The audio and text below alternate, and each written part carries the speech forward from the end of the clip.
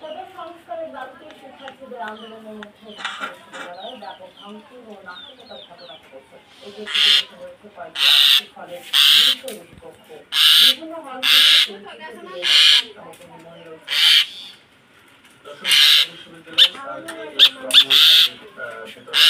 এবং এই হলের যে চিত্র অর্থাৎ এই